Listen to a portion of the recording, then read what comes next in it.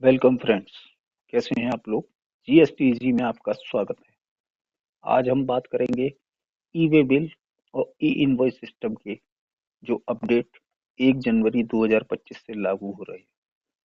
जैसा कि जीएसटीएन ने सजेस्टेड किया है, नेशनल इंफॉर्मेटिक्स सेंटर जो कि ई वे बिल और ई इनवॉइस सिस्टम को मैनेज करता है, उसने अपना अपडेटेड वर्जन 1 जनवरी 2025 से लागू करने के लिए शुरू किया है।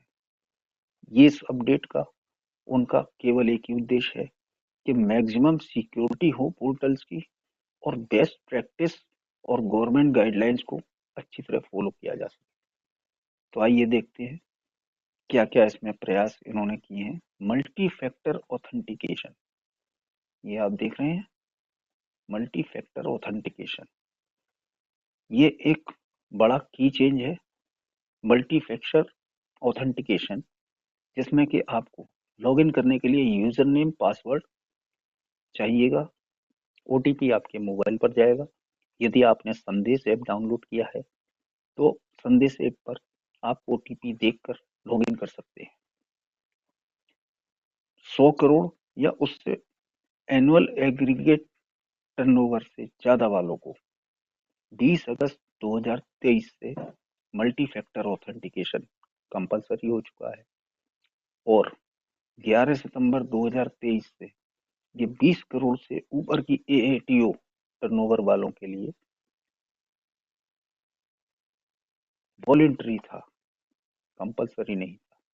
अब 1 जनवरी 2025 से मल्टी फैक्टर ऑथेंटिकेशन उन सभी टैक्स पेयर के लिए कंपलसरी होने जा रहा है, हो चुका है, जिनकी टर्नओवर 20 करोड़ से ज्यादा है। और 1 फरवरी 2025 से जितने भी व्यापारी जिनकी टर्नओवर 5 करोड़ से ऊपर है उनके लिए मल्टी फैक्टर ऑथेंटिकेशन मैंडेटरी हो रहा है। साथ ही 1 अप्रैल 2025 से समस्त टैक्स पेयर और यूजर्स के लिए, चाहे आपकी टर्नओवर कुछ भी हो, multi factor authentication compulsory mandatory होने जा रहा है। आप सभी को इस बात को भली भांति समझ लेना चाहिए कि मल्टी फैक्टर ऑथेंटिकेशन कैसे काम करता है, कैसे हम एमएफए मल्टी फैक्टर ऑथेंटिकेशन द्वारा अपने को सिक्योर्ड रखते हुए अपना ई वे बिल और ई इनवॉइस जनरेट कर सकते हैं।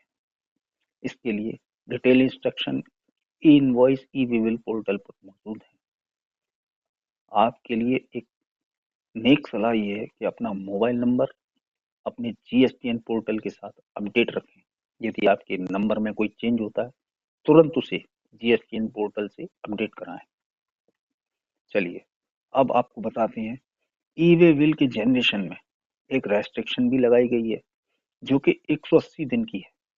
जैसे कि कोई डॉक्यूमेंट, जैसे इनवॉइस या क्रेडिट नोट या डेबिट नोट आपने सपोज कीजिए 5 जुलाई 2024 को आपने जारी किया है और आप उसका ई वे बिल बनाना चाहते हैं, तो आप 31 दिसंबर 2024 तक ही उसका ई वे बिल बना सकते हैं। 1 जनवरी 2025 के बाद आप उसका ई वे बिल नहीं बना पाएंगे।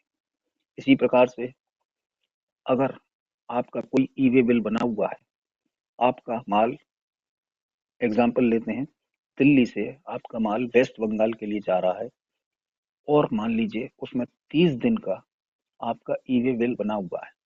अब किसी कारणवश आपका माल डेस्टिनेशन पर नहीं पहुंचता है और आप उस ई वे बिल की ड्यूरेशन को एक्सटेंड करना चाहते हैं, तो आप उसे 360 दिन तक, जो ओरिजिनल जनरेशन की डेट है ई वे बिल की, उस डेट से अगले 360 दिन तक एक्सटेंड कर सकते हैं। जैसे मान लीजिए कोई आपने ई वे बिल 1 जनवरी 2025 को इश्यू किया है, तो आप उसको 25 दिसंबर 2025 तक अपडेट कर सकते हैं, एक्सटेंड कर सकते हैं। तो इसी प्रकार की जानकारी के लिए देखते रहिए हमारा यूट्यूब चैनल जीएसटीएजी। इसे सब्सक्राइब, शेयर कीजिए, लाइक कीजिए। Thank you. अब जैसे नहीं है इतना क्रॉप कर देंगे।